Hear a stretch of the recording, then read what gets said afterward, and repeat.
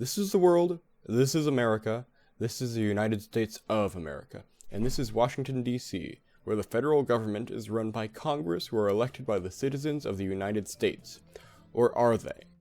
Congress shall have the power to exercise exclusive legislation in all cases whatsoever over such district, not exceeding 10 miles square, as may, by the secession of particular states and the acceptance of Congress, become the seat of government in the United States. Even those of you who are actually familiar with our Constitution may not remember Article 1, Section 8, Clause 12, a clause which defines the District of Columbia. But were the framers right to give this power to the legislature, and if not, how can we fix their mistake? First, we need to look at what exactly Washington, D.C. is and isn't. D.C. is a small, 60 square mile plot of land sitting on the Potomac River. Originally, it was a 10 by 10 mile square, making it 100 square miles, until 1847, when President Polk returned what is now the county of Alexandria. D.C. appears to be similar to an organized unincorporated territory like Puerto Rico or the Virgin Islands, but instead it fits under the category of federal district. Unlike the territories, as a federal district, D.C. does get a say in the presidential election, but Congress can veto any of the district's laws and maintains full control over the budget. And unlike the territories, D.C. residents pay full federal income tax, which leads to the district's distinctive license plates, one of the few things that doesn't need to go through Congress.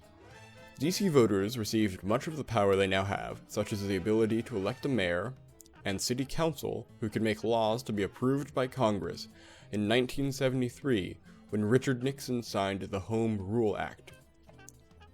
This lack of autonomy is unique among capital districts. 5 minutes. Yes, 5 minutes. I thank the gentleman for yielding. I thank the gentleman for his strong advocacy for rights of all Americans. I must begin by saying, when you hear people come to the floor and invoke the word fairness in a debate where they oppose the basic right to vote, they drain that word of all of its meaning. Mr. Speaker, I would like to speak to the rule proper. I'd like to offer some thanks during this rule period. And I would like to say a word about Utah, our very strong partner about whom we hear little because they are so far away. The other side, after the last vote on this bill, clucked that they had actually stopped the people in the nation's capital from getting a vote. Imagine how that was received all around the world. Now they come to the floor with the nerve to object to the procedure. Mind you, the substance is really what they are after. If, in fact, the District of Columbia was a largely Republican city, these members would be on the floor arguing for voting rights for the District of Columbia, just as the radical Republican abolitionists gave us the vote, which was then taken from us and gave us home rule. I will not yield, sir.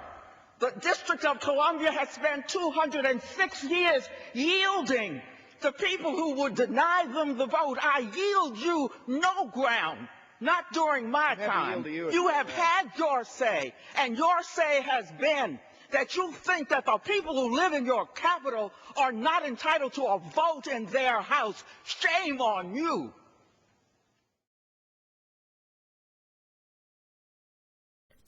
That was Washington, D.C.'s delegate to the House, Eleanor Holmes Norton. Like any other member of the House, she can vote in committees and speak on the House floor, but unlike other delegates, she cannot vote on actual bills. This lack of representation is a problem because it allows Congresspeople to dictate the laws of people who never had any say in their election. This is the opposite of democracy. Take, for example, when a citywide referendum legalized possession of marijuana in the district. The Republican head of the House Oversight and Government Reform Committee sent a letter stating the initiative was illegal, and in an interview stated There are severe consequences for violating this provision. You can go to prison for this. We're not playing a little game here. Is it democratic when someone elected by people on the other side of the continent threatens to jail locally elected lawmakers for allowing citizens to decide a law? Even on something as benign as needle exchanges, there has to be a battle, as John Oliver best explains. Now, DC managed to find a loophole that let them enact that marijuana law anyway, but other laws have not been so lucky. For nearly a decade, Congress successfully blocked DC from using its own tax dollars to fund a needle exchange program to battle the HIV epidemic. And one of the men responsible for that, Georgia Representative Bob Barr, explained why. I would also remind our colleagues of a very basic principle. If you give people the means to do something and encourage them to do it, well, for heaven's sake, no surprise, they will do it. Okay, that is just ridiculous, because providing clean needles to drug users is not the same as putting out a bowl of chips at a party. No one sees a needle exchange and thinks, well, I had no intention of ever taking heroin, but seeing as you've offered, you know what, don't mind if I do. How kind. I don't want to be rude. But it's a little hard to hear him object to DC funding needle exchanges when you hear a little fact later mentioned by one of his colleagues. I trust that Mr. Barr is aware that Georgia has a needle exchange program. Yes, Georgia had a needle exchange program too. And what did Representative Barr think that theirs was for? Injecting peach cobbler intravenously? Oh, I couldn't eat another bite, but I sure as shit ain't done yet. Fill me up. Let me ride the peach, y'all. Let me ride the peach. And here's the thing. There were consequences to that rider.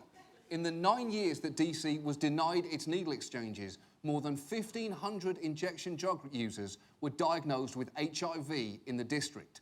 And interestingly, since DC finally funded their needle exchanges in 2008, HIV diagnosis linked to injecting drugs went down by 87%. Because of course they did. Needle exchanges are always preferable to the alternative. Try and think of needles as bridesmaid dresses. Anyone who tells you you can reuse them does not have your best interests at heart. Just eat the $200 and throw it away, Cheryl. She screwed you. She screwed all the girls. That was funny, right? Until you realize that 1,500 people were diagnosed with HIV. Well, when my kids were young teenagers, they always wanted budget autonomy too. But we always, you allow them to go their own way, and if they get out of line, according to the Constitution, the Congress has the right to step in. So you believe district leaders are children? Is that what you're saying? They're not ready? No, but they have matured.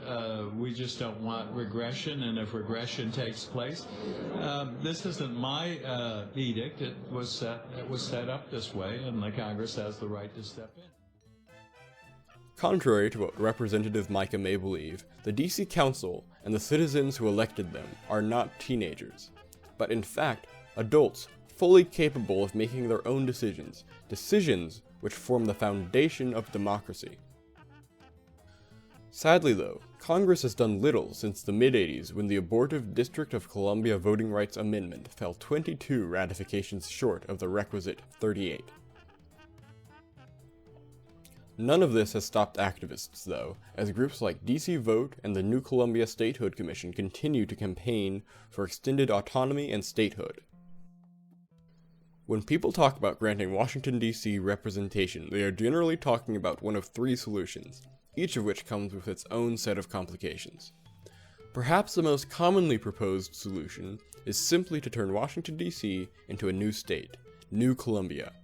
This would require a slight redesign to the flag, which has already been proposed by the delightfully named United States Army Institute of Heraldry, but otherwise is a pretty direct way of dealing with the issue. But the capital was established outside of any one state for a reason. That state would potentially hold too much power in and over Congress. The second, less direct way involves designating representatives for Washington, D.C. without granting it statehood. This would require serious changes to Article 1 of the Constitution, but lets the federal government retain control over the logistics of the district.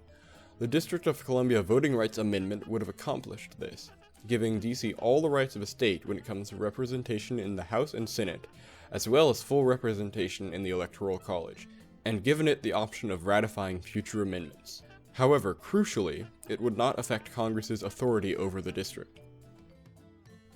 The third solution is to let Maryland have its land back, just like in 1847 when Polk returned Alexandria. The federal government can return D.C. to Maryland as Washington County. This brings its own host of issues, though. For example, you would have to cut out sections so that Congress and the President don't now live in Maryland. Also, it assumes D.C. would be willing to join Maryland and that Maryland would be willing to take them. Washington would suddenly become Maryland's largest city, not to mention they have little in common. Maryland is 55% Democrat, while D.C. is 76%. Maryland has elected 2 Republicans as governor in the past 10 years, and D.C. has never elected a single non-Democrat mayor. And we won't even get started on the ethnic or religious differences. Each of these plans has issues, but that doesn't mean we can or should give up on democracy in our nation's capital. Everyone can do something to help. In fact, people who live outside the district can do more than residents themselves just by talking to their representative. But considering the failures of the No Taxation Without Representation Act of 2003, the District of Columbia Fair and Equal House Voting Rights Act of 2006, the District of Columbia Fair and Equal House Voting Rights Act of 2007, the District of Columbia House Voting Rights Act of 2007, and the District of Columbia Voting Rights Act of 2009, chances don't look great.